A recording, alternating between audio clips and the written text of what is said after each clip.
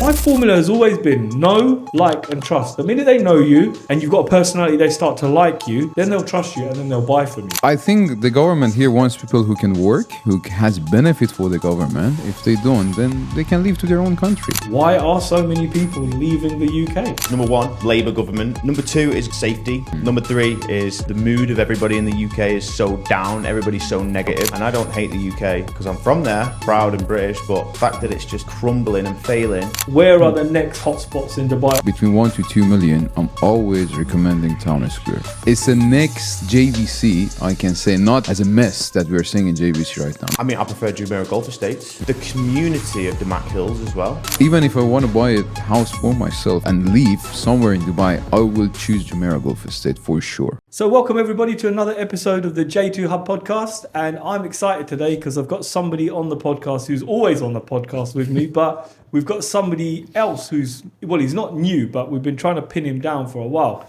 Now, as soon as you see his face, you're going to know who he is, because the minute you go onto YouTube and you type in anything to do with investing in Dubai or what to do in Dubai or investment tips in Dubai, he always comes up first. So today we're going to have a couple of topics that we're going to talk about. We're going to go in hard. We're not going to hold back, and we're going to give you all the information you need. So first of all, Joe Butler, thank you so much for joining me on the podcast today, buddy. James, wow, what an intro. Well deserved. Yeah, thank you. And Benny as well. Yeah, Benny Thank on you this for side. going, Everybody recognises Benny because he's always the nice dressed one with the tie, always looking so smart in the morning. Benny, welcome again. Thank you for having me again. It's a pleasure to be on, James. Thank you so much, mate. Thank you. So, guys, look, obviously we've known each other for quite a while now, and we've seen the market change. You know, we've been through hell and back, I would say, because when you start in this industry, it's not easy. No. And anybody who tells you that it's fairy tales, you come to Dubai, you can earn shitloads of money as a broker, is telling you lies. I think we've all had our downs, True. and more recently, we've all had some massive ups as well. So let's start by quickly talking about, Joe, you've been in it quite a while now. In your opinion, what would you say makes a good broker here in Dubai today? A good broker in today's market is just someone being transparent, someone you can trust, and someone being reliable. You know, there's a lot of products on the market in today's real estate industry. You can see there's everybody's trying to sell you everything. I think if you can just nail the basics first of all and build the trust with the client, show them that you care, you know, treat their money as if it's your own. I think that's the first step, you know, because anything after that where you sell them investment products, build strategies, all of that can only come after you've built the trust with somebody.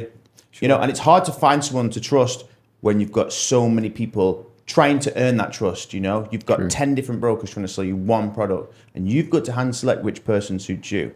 Luckily, for somebody like myself and you and Benny, we've all built a personal brand. So people have already built that trust through social media first. And they're like, actually, I can see this guy really cares about his clients. You know, he's not disappeared off social media after 2-3 years, so must be doing something good, you know. One wrong move, you're out, you know. Yeah. And yeah, as long as you can nail them basics, then everything else after it, your knowledge, your skills, all that, you know, I think that's important. But just being a trustworthy and reliable person is number one, in my opinion. Yeah. Benny, you? No, I agree. I completely agree with you. And I think the most important thing to be a good broker, it's listen more than you talk. Like, if a client is talking to you, listen. 90% of the time you should listen, 10% you should talk. Yeah. Brokers, they have a projects in mind and they're trying to sell that one. No, that's not how it will work, because you don't know what she's or he's looking for. So everyone has different needs. So on top of all those things Joe said, which I completely agree, I think listening to a client, understanding their needs, and then trying to approach them a project is the best thing to do for a broker to gain the trust. There's a couple of things you both said there that really stood out. And number one was trust. And I think, like Joe said as well, you've built a social media brand. And I think when you've built a brand and you're constantly putting yourself out there on social media, it's very difficult for you to fuck up. Because if you do, it's there, black and white, in front of everybody to see, you know? Because obviously creating content's not easy, you know? And you're making a conscious effort to put stuff out there so people see that who you are, they trust you, they build that trust with you. So one wrong move, like you said, Joe, it can quite easily go the other way. What do you think, James? What do you think makes a good broker? I think it's number one for me is trust. Yeah. Because I find a lot of people, I have a lot of my investors investing with me in Dubai, and they say, James, we now have somebody we know, we now have somebody on the ground we trust, and we got somebody who isn't going anywhere for at least 10 years because they know my kids are in school, right? So they know I'm firmly grounded. I got a flipping dog here, mate. I can't just get up, pack my bag and go. So I think the thing is they've seen me on social media. They started to trust me. And my formula has always been know, like, and trust. The minute they know you and you've got a personality, they start to like you, then they'll trust you and then they'll buy from you. And I think one thing you said, Benny, I always say this. We were born with 2 ears and 1 mouth because we're supposed to do a lot more listening than talking. Obviously I'm doing a lot more talking now than listening, but you know what I mean? When you sit with a client, you should really listen to them. Yeah. And people don't. People just, buy this, buy this, buy this, buy this, buy this, buy this. True. I agree because they have a project in their mind and everyone thinking that we are a salesperson, so we have to talk. But I'm always saying, no, we are not a salesperson. We are a consultant. We are dealing with the millions. We're not dealing with 1,000, 2,000, 3,000 dirham or dollars. No. Yeah. So you have to listen what they're looking for. Is it the ROI? Is it appreciation? Is it a house where they want to live there? Is it close to their office or a school? All these things are important. Yeah. Then you can pitch a project to them. Yeah. So guys, on the flip side, what would you say makes a bad broker? Joe, what do you think? Okay, what makes a bad... Or what's something that really frustrates you about this industry and other brokers? Oh, well, I mean, I guess opposite to trust, where people lie. I think people overpromising. Massively overpromising. I mean, how many times have you seen someone... We'll tell you what. How many times have people came to me and said, Joe, I've bought a Samana 1 bed with a pool. I've paid 1.8 million dirhams for it in, I don't know, JVC or Al Fajjan or wherever it is. And I was promised I can resell it in 6 months for 30-40% ROI. And I'm like, did you really do your research? Did you really look into like if that project was... And by the way, I'm not saying Samana's a bad developer at all. I'm just saying that, you know, people are buying these overpriced products, in my opinion, with these huge payment plans. And people are being tricked into buying them, thinking that they can make 30% in 6 months. 6 months comes, the person can't even afford to pay back the payment plan. And then they've got to offload it. And then they can't sell it because they bought it too high. Yeah. And they're like, oh my God, I've just been scammed, basically, you know? And I've seen so many scenarios, and this is why we see so many distressed deals in the market, right? Because we see so many offline distressed deals, resale deals, because so many people get told that they can resell their products after a certain amount of time, and then after a year or something, that broker's no longer contactable. People are stuck with a unit they can't buy, or they were tricked into buying multiple units. Yeah, because they can sell it one by one after paying 20% with the profit something. Yeah. That's what I can't stand. So I don't know, like, I guess if there was one word for, I don't want to say liar, but it is in a way. You know, people do lie. You said exactly right word, over-promising, I think. Yeah. No one can predict the future. We're not fortune teller.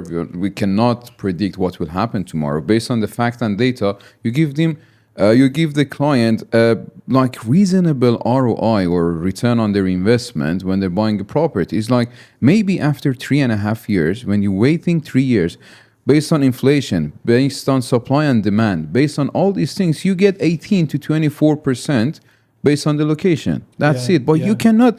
I'm always telling clients. Yesterday, I had a client. I told her, like, you cannot buy a unit now from the developer and sell it after 6 months for 20% appreciation. There's no way, because developer still has a stock. Why someone has come to you and buy through you when they can go to a developer and start with 10%, no commission, nothing, and they have a longer payment plan? And as you said, like, the same client went to one of the biggest developers here, and the developer agent promised her that, look, don't worry. Once your unit is ready, I will rent it out for you. As a developer agent, you cannot even do that. You have to only sell your product. Yeah. I'll rent it. In 2028, I'll rent it out for you. Yeah, in 2028, you won't be nowhere. Yeah, they won't even be there. They know in 2026 they're up and leaving. They're like, as soon as the market shifts even slightly, I'm off. You know, I'll rent it out in 2028 for you. You know, the other thing that really frustrates me is when clients think they're really quite clever and they want to go direct to the developer. And I say to them, I go, look, there's a reason why you use a broker, because we're a barrier in between you and the developer, and we can represent you unbiasedly. And I've had clients, like elderly clients, that have gone to a top tier developer, and then they'll ring me 3 hours later and they're like, James, I don't know what happened. Like, I was sitting with this guy and he did something to me, like, and I felt that I had to buy. And I'm like, dude, these guys are trained to sell you Yeah. in certain ways to fuck with your mind, right? And this guy walked out paying 2.3 million for a 500 square foot one bedroom. No. Yeah. Poor and, bastard. and then, do you know what the worst thing is, Joe? He paid 24% there and then, so he couldn't even get out of it. And I'm thinking, you were trying to be smart because you thought you're getting a better deal. I go, why don't you try and ring that agent now and see if they're going to give you any more support? And what happened? They said, email customer care. That's where you get your That's it. support from. That's How it. pissed off are you going to be if you spent that kind of money? Well, that's it. I mean, you know, like my clients who bought stuff from a year and a half ago, you know, I've not made any money off them in the past year and a half, but I sold them something and I give them just as much respect and time as I did when I first met them. So if they say to me, Joe, can you take a picture of the site? Yeah, sure. If I'm around there, I'll go and take a picture. I'll take a video. I'll update them. Joe, you know, I need help with my golden visa. Can you help me now? It's near completion. Of course, yeah, here's the right person. You know, go. And I think developer agents are brilliant, but they're brilliant to work with brokers. But to go directly to them, like they'll tell you what you want to hear. They'll tell you can get 20% ROI. They'll tell you every other developer's quality is shit. They'll tell you that you can resell it after 6 months. And they'll tell you that it's the last unit. You need to get it now or never. You're never going to get one. Yeah. The urgency they're making and they're forcing you to put a down payment right now because it's the last unit. Just my colleague had a call from someone else. They're booking the unit. I saw that. They're forcing the client to put it. Look, guys, it can be a lifetime investment, like lifetime saving of one client. Maybe for you is like 10,000, 15,000 dirham commission, but for the client is his whole life savings. Yeah. So you have to treat it like it's even more important than your own money. Because it's someone else's money. It's not even yours. If you lose your money, that's fine. Like because you decided, you knew what you want to do with your money. You decided to go here. Okay, I lost it. Done. Yeah. But if you lose a client money on a bad investment, then what you going to do with that? Yeah. So, all right, James, I've got a question for you. If you're a client, like, and there's a lot of brokers, you know, I can imagine there's clients that would go to you and they wouldn't go to me, and there's clients that would go to me. That wouldn't come to me. Yeah, and same with Benny, right? What do you think are the are the main key points, you know, to find the right clients? If you're a client, how do you like know who the right broker is for you? That's a very good question, man. So I think number one for me, if I was if I was a buyer looking for a broker, number one thing that I'd want first of all is some kind of social proof.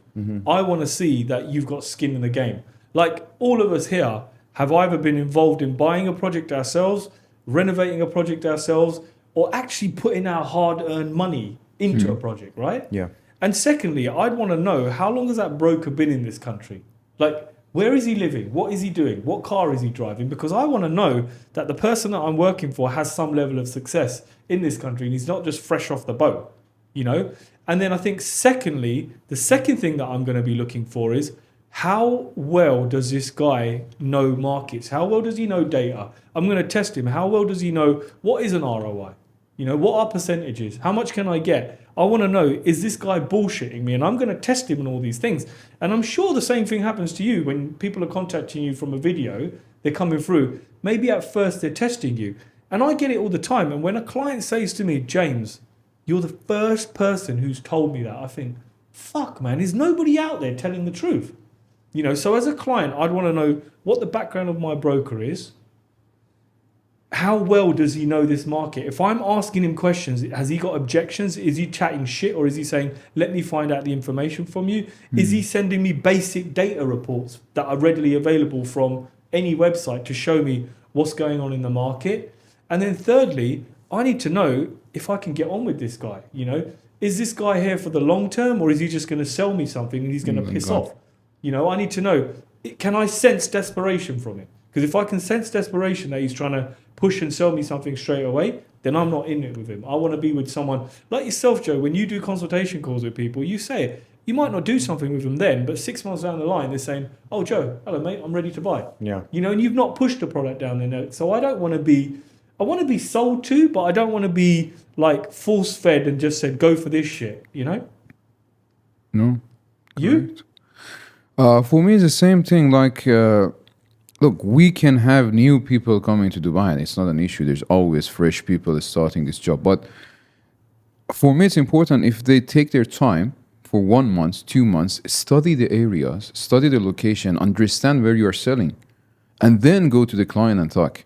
Like for me, that's the most important thing. If I'm talking to an agent, that he knows which area he's talking about, which location he's talking about. They just come in here, they see all these off-plan projects, they open a map and they're like, okay, let's sell. But where is it? What is the background of the developer? What happened to that location? This is the most important. Like what you said, it's important to know what you're selling, to know the data, to know the numbers you're talking about, and understand the locations, of course. Yeah, and I mean, even if they are fresh to Dubai, like you've just said, I mean, we're all fresh ones to Dubai. We were, yeah. But it's when someone fresh to Dubai is trying to say that, oh, you're going to get 30% of this ROI, and they barely even know it.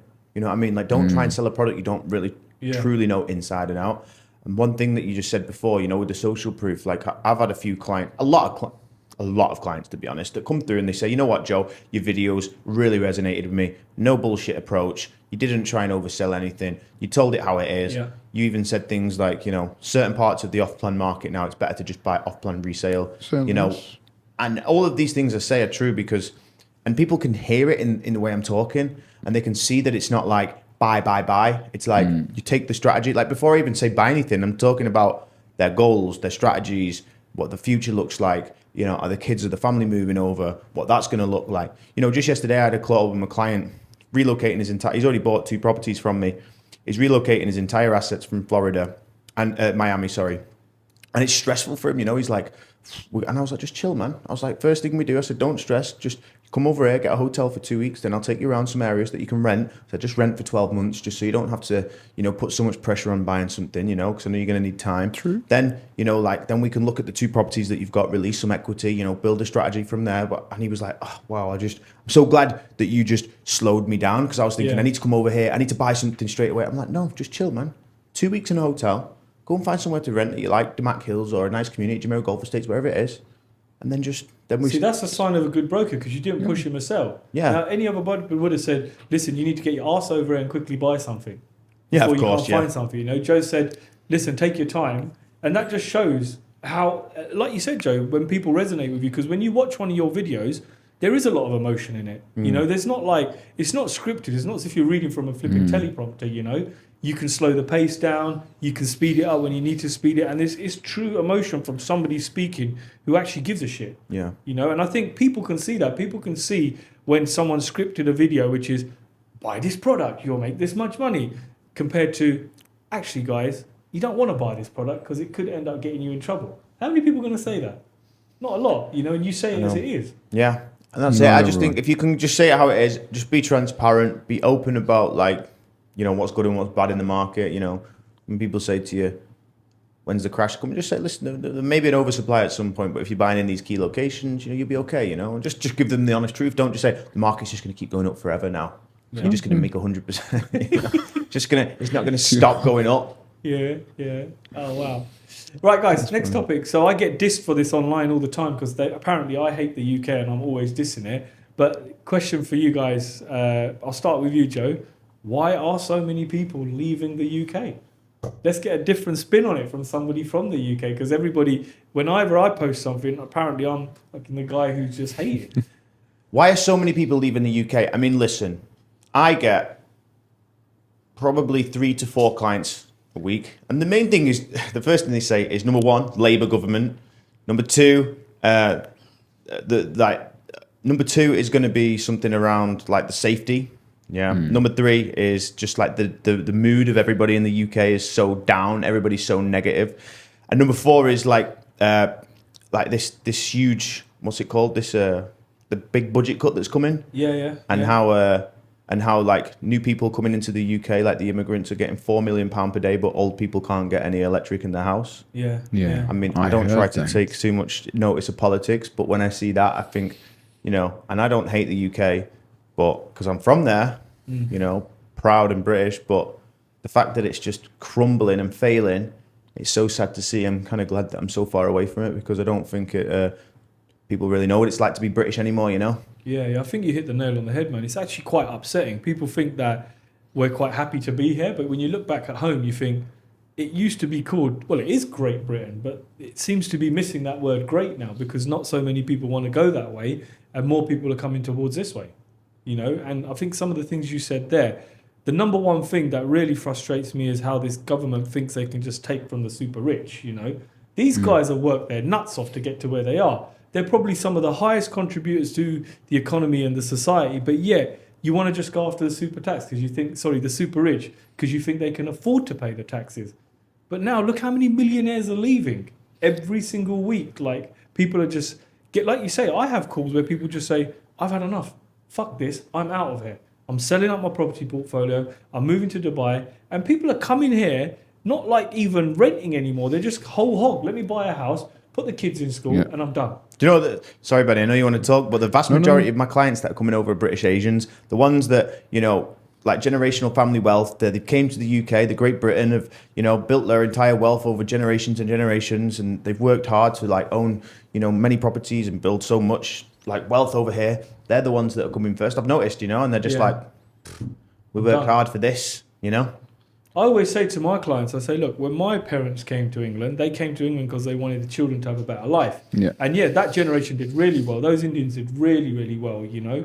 Just that generation in general did well. You know, they invested, they built portfolios, they built good real estate businesses. Now, the next generation is looking at it thinking, shit, Great Britain's not the place for me to be with my children. So they're now shifting to the Middle East because they want their children to have the next success. And, you know, this country welcomes that. Yeah, it's funny you say, guys, look, I'm not from UK. I've never been to UK, so I cannot talk about this but the funny thing is that you guys are from UK, and of course you're receiving so many clients from UK, but I think there's so many of them wants to move out from that even me, as a person who's not from UK, he's not even been to UK, I'm receiving clients from UK on the Instagram, on the email, that they're approaching that, okay, we're looking to buy something here. And that's a funny thing. And you see, as you said, like before I was saying, people were coming here to buy in a studio as an investment. Now, because so many families are moving out from there and moving into Dubai, we see that they're buying their houses for themselves to stay there, to live there by their family. Mm-hmm. And that's actually like, it's a question mark for me that why exactly happening there? Because as a Middle East, as an Iranian guy, I was hearing that UK, Europe is the best place to live when I was a child. I was always hearing that. Mm-hmm. And now I see completely different. Yeah. I mean, it's just a matter of time before the country, in my opinion, implodes. I don't know what that's going to look like.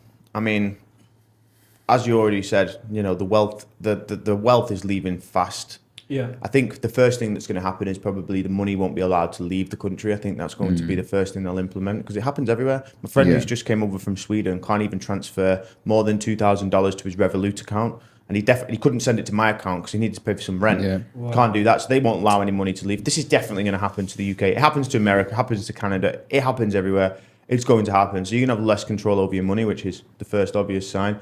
But then obviously, you know, the more money that leaves, okay, then there's less rich people to tax. So then the middle and lower class will get taxed. Then all of a sudden, no one can afford to live. You know, things get too expensive. Then what happens? More crime, more unrest on the streets.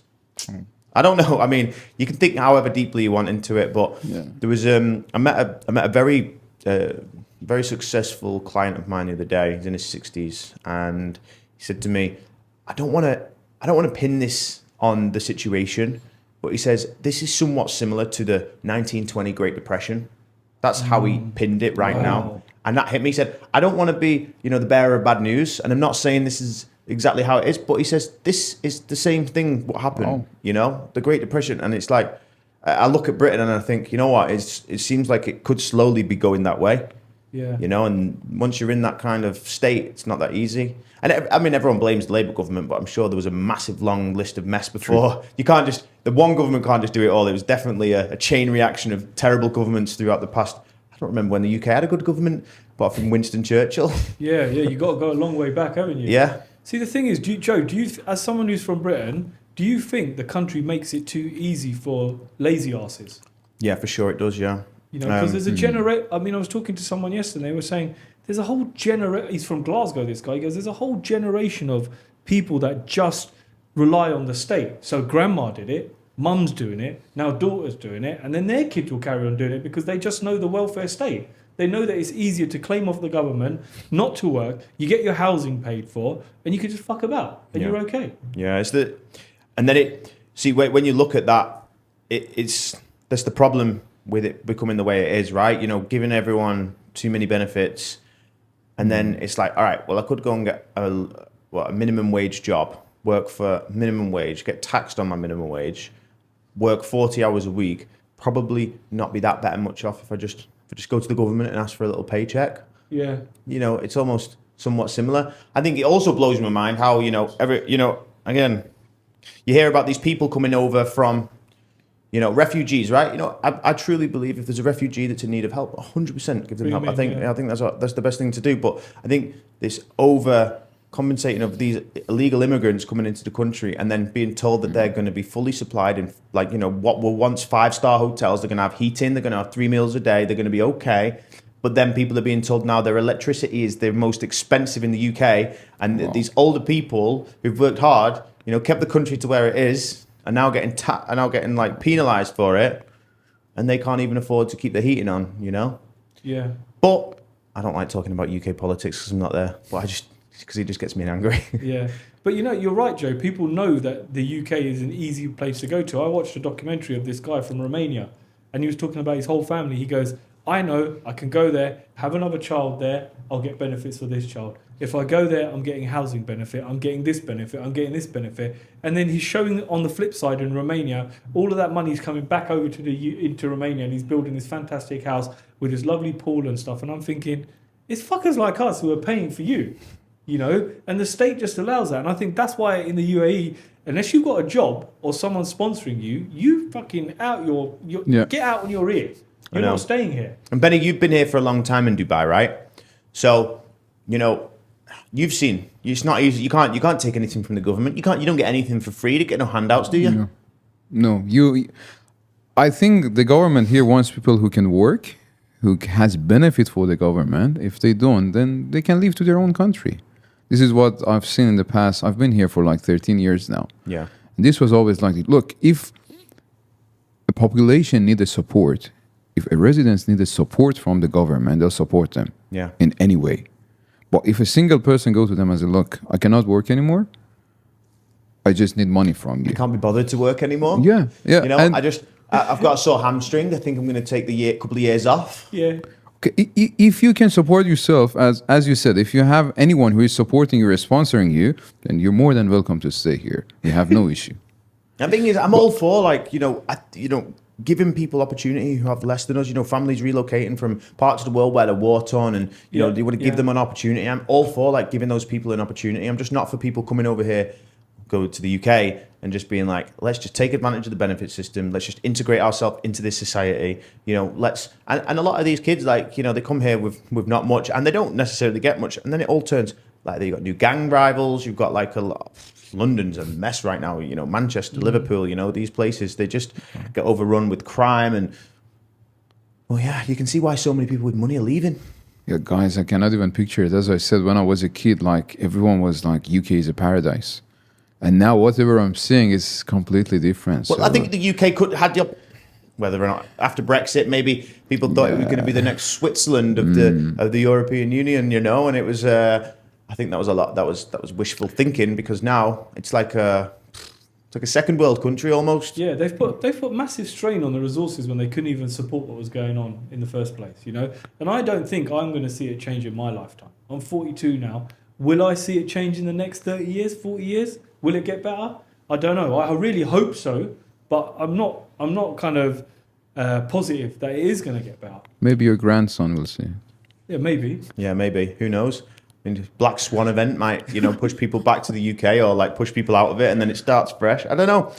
But yeah, going back to the question, why so many people leave in the UK, I think it's just now a massive compounding effect of all of these things just happening, and so many people getting fed up with, this, James, because you're a property expert from the UK. What's the deal with now people renting property? You can't kick tenants out. Mate, they don't have to pay. Mate, I had a tenant in fact, I was just thinking about it as we're speaking.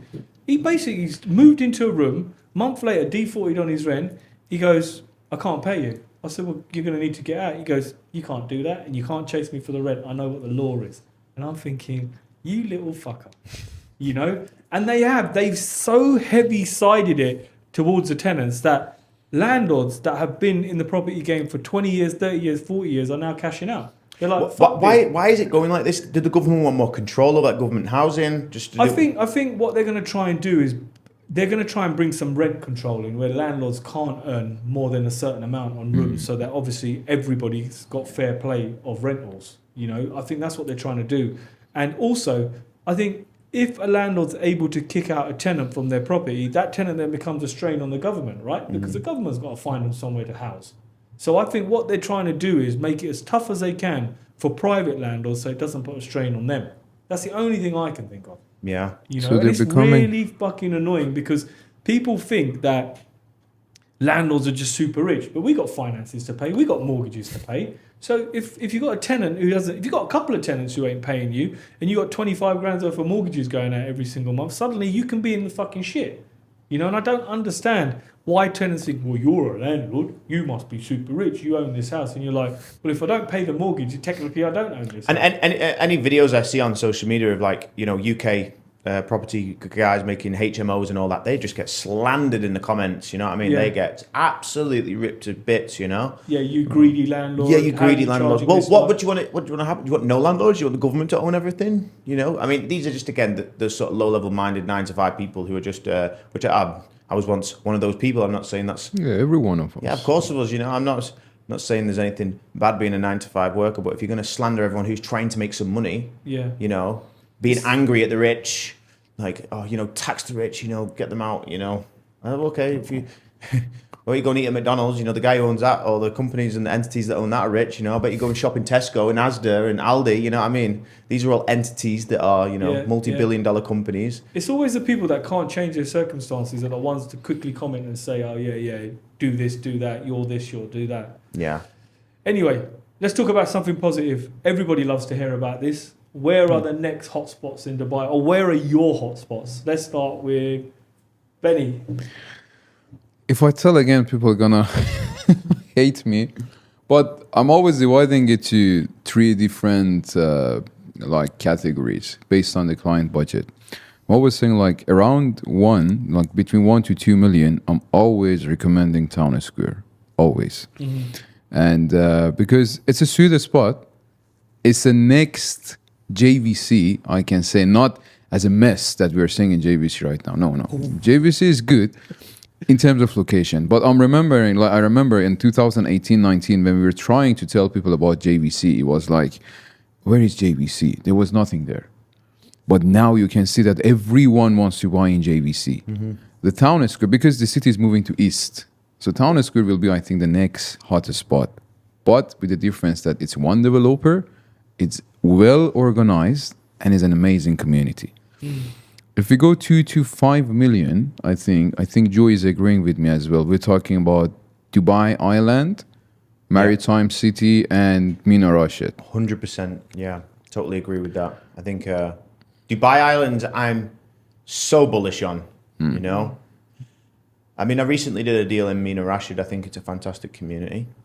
I think if they, the way I see it, it could be like the new Porto Banús, you know, of like Marbella, like that type of vibe. Dubai doesn't have that, you know. No. Yeah. And even if you compare like a similar community, Porto de la Mer, okay, Porto de la Mer, did I say that right? Porto de la Mer. Porto de la Mer. So they said it like in Italian, like Porto de la Mer. If you compare that against Mina Rashid, you know, I mean, right now Mina Rashid is way more undervalued than there, you know. So very bullish on that. But again, Dubai Islands, I just hope that it doesn't become like a mess like JVC does. Like in terms of the buildings, you know, because there's a lot of land.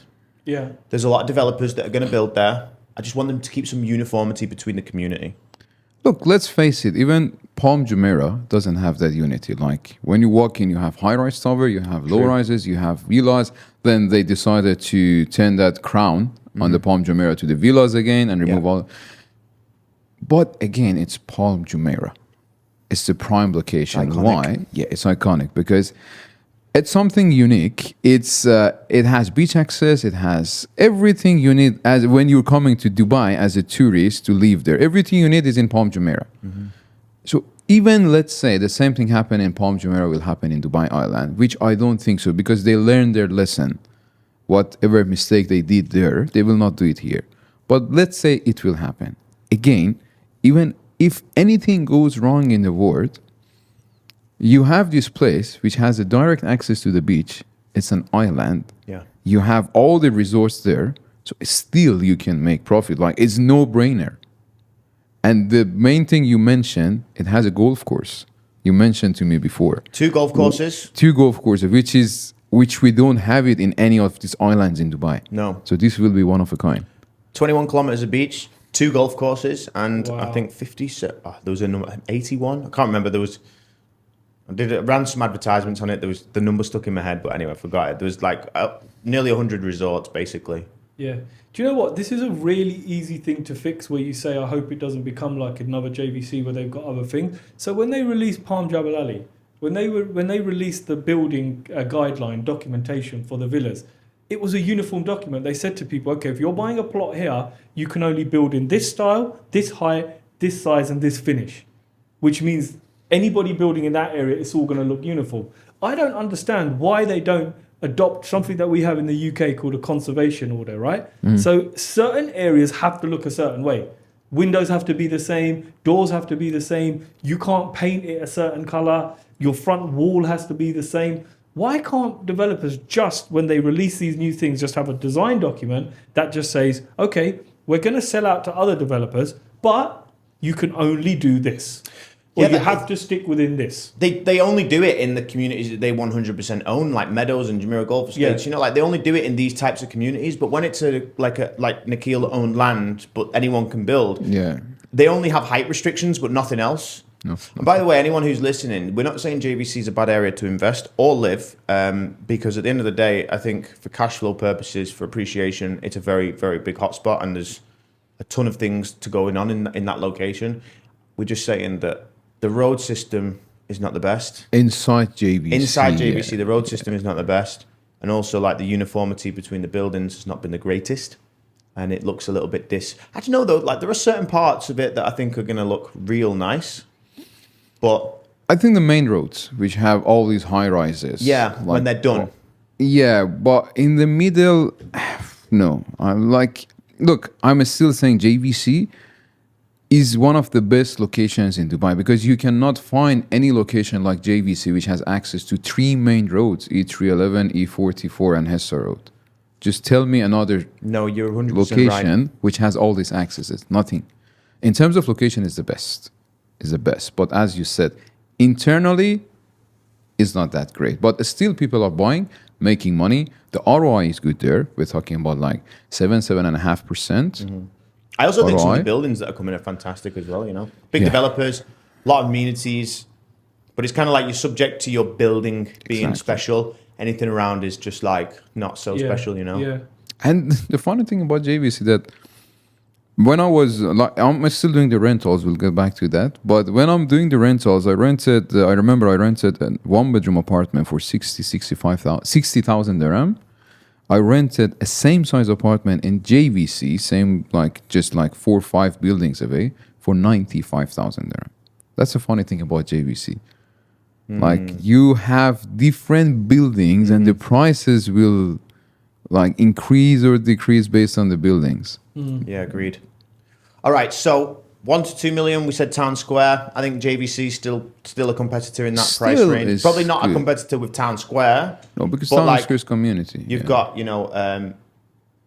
got maybe JVC, Arjan, Al Farjan, these locations are all, I'd say, they're okay, like good cash flow property areas. You said Dubai Islands, 2 to 5 million. Mina Rashid, Maritime City. and James, 7 to 10 million. 7 to 10 million. Wow.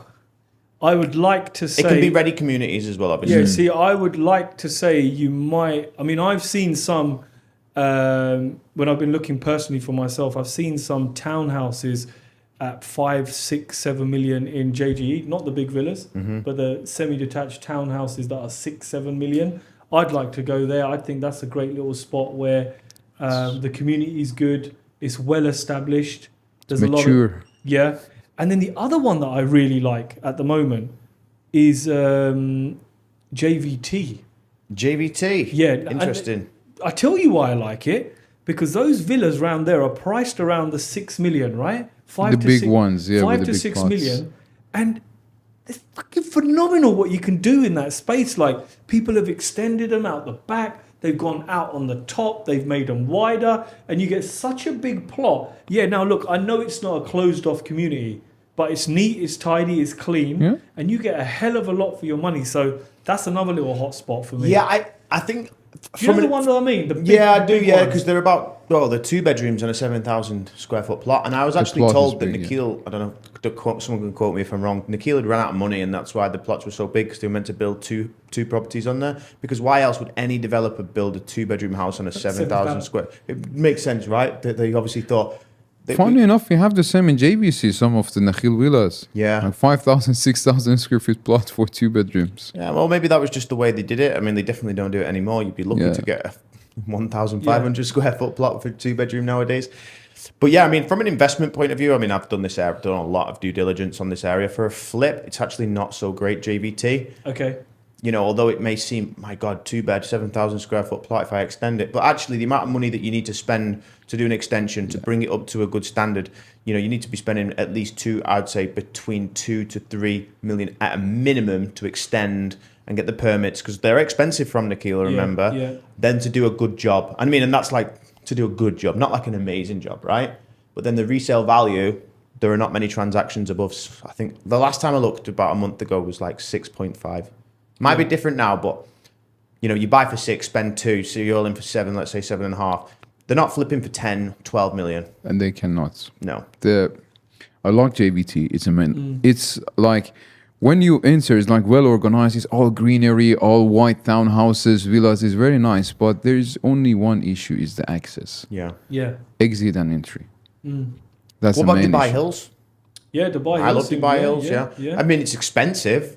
I think as a community, though, I think Dubai Hills is... I prefer Jumeirah Golf Estates. Yeah. 100% I prefer Jumeirah Golf massive Estates. plots with I actually lovely prefer the community of Damac Hills as well than Yes. Dubai Hills, because the lakes, the pool, like the infrastructure of the community is fantastic. I just think that the build It's well quality is matured, better. right? It's what, 12, 13 years old now? Yeah. The Mac Hills? I think so. Yeah, around Yeah, it's that. well matured. There's a lot going on around there now as well. Yeah, well, they've got the mall there as well, haven't they, now, in the Damac Hills community. It's a fantastic community. But I think Dubai Hills, definitely better build. Yeah. Arabian Ranches 2 is another good one, I Ranches. feel. Nice Yeah. big plots down there that people are doing some fantastic stuff with. Ranches 1 and 2 are One amazing, you and know? 2, exactly. Yeah, like 3, like was just, I guess, I think more affordable ranches, basically. Yeah. And it's still way too fresh, you know, there's not much going on there just But yet. Ranches 1 has got some huge places there. Yeah. Beautiful places. Yeah. And then in terms, so I guess like we all agree that between 7 and 10, it's mainly villa communities that we like. Yeah. What Yeah. we're going to go for, what's it, 10 to 15? I'm going straight to JGE, mate. Yeah. And Me but too. I'm saying when Standalone villas now in Jumeirah Golf Estates, yeah? Yeah, that's where I'm going, because I've seen some of the stuff that can be done on it. And even when you look at the basic ones that haven't been changed, it's just the whole drive up into the cluster, it's the drive up to the house, Yeah. you know, and it's the double garage, it's the parking, it's the land that you get with it. And then if you're lucky enough to get a golf course view on the other side, it's beautiful. And you just think, you don't really need to do a lot with these, but if you do a hell of a lot with it, like you already know, Joe, Yeah. they fetch some huge money. Well, yeah, right now we're developing 2, and we're looking at closing on another 2 within the next few weeks in Jumeirah Golf Estates. The upside of them is huge, Yeah. because the demand of that area is insane right now. Anyone who I've met with a little bit of cash, any client, even to go to the area just to renovate, they're like, wow, this place is insane. People prefer it to Emirates Hills, you know? It's like the more Exactly, I was affordable, yeah, it's like the more affordable Emirates Hills, you know? Because you ain't getting nothing less than sort of like 40, 50 million if you're I lucky in believe Emirates Hills. it's better than Emirates Hills. Yeah. In my opinion. Like, and the funny thing is that when you speak about Dubai Hills, Emirates Hills, everyone heard about these areas. When you tell people Jumeirah Golf Estate, what's a Jumeirah Golf Estate? Where is it? But when you have them in the car and exactly. they go through. Then Yeah. everything changed. Everything. Like, and you have like, it's amazing community. Like, even if I want to buy a house for myself and live somewhere in Dubai, I will choose Jumeirah Golf Estate for sure. Yeah. Like yeah. no brainer for me. So you see what happened in Jumeirah Islands when the area just absolutely skyrocketed. Everyone was renovating. Everyone just went nuts for it. Yeah. Well, we see now basically that happening in Jumeirah Golf Estates. Although at Jumeirah Islands, I think it kind of capped. A lot of stock is still on the market. It's been on the market for 6-7 months now. Jumeirah Golf Estates, you know, there was one that was recently done. One that Chris was showing me a video of it the other day, and it was just finished. I can't remember what cluster, but it just got an offer like 5 days after it was finished. It's insane, 42 million dirhams. Yeah. You know, these are the kind of records that we're seeing being broken. You're hitting that 4,200 per square foot mark now on the golf course for a seriously upgraded villa. Not like a 2-3 million job. I'm talking like a 7-8 million dirham renovation, Full top on. standard, Yeah. you know? Yeah. They're the ones that are hitting that price per square foot now. And the demand is there as well. And the thing with like, you cannot even compare JG with Jumeirah Island. Jumeirah Island is like, it doesn't have anything, just a lake. Mosquitoes. Mosquitoes, exactly. Yep. But Jumeirah Golf Estate, it has everything. Like once you enter that community, you don't need to leave. I think you have Jumeirah two Island's communities. Jumeirah Island's just a better location for people that want to be closer to Marina. But how far is Jumeirah Island No. from Jumeirah Golf Estate? It's like 10 minutes drive, 15 minutes drive. Yeah, 15, yeah. But again, in Jumeirah Golf Estate, you get everything. You have 2 community centers. You have a nice It has like your favourite golf pub as well, club, doesn't pub. Yeah, it's very good. Yeah. So you have everything inside. You cannot find it anywhere else. Even Dubai Hills, you don't have it. Because Dubai Hills is more public. Jumeirah Golf Estate is more private. It's Yeah. an amazing area. And I think anything above 15 million, everyone should go to Jumeirah Golf Estate. Yeah, and I think like if you look at like Ranches 1, which, you know, even if you get in some like the golf course villas, like the Imara have that, you know, strict guideline of the way that the houses need to look. And to be honest, they look ugly compared to Jumeirah Golf Estates. You know, with the Jumeirah Golf Estate, you've got like the outer brickwork, That's what I mean. you've got the clay tiles of the house, you've got that, you know, character. It's a very American-y feel, I find. Yeah. 100%, yeah. When you go there. It's a very prestige area right Yeah, now. yeah. A lot of people have got eyes on it. So if an investor's watching this and you've got the capital to do a flip, you need to be buying and looking at that location because, trust me, snooze, you lose. Yeah, and if you're from someone from the UK, it's not a lot of money when you think about it. It's a couple of million. You're in for a couple of million, and what you're going to get on the back end of it is going to be huge. Yeah. Yeah. I think it's the most close comparable community to feeling like living at home, right? Yes.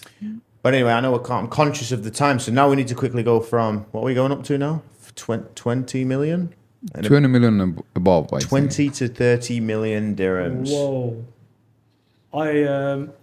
Benny, where are you going? Look, in my opinion, I'll not go to off-plan for 20 million and above if people wants to make money. Still, You don't think, but what about those Serenity Villas you got at Tel Al for 15, 16 million?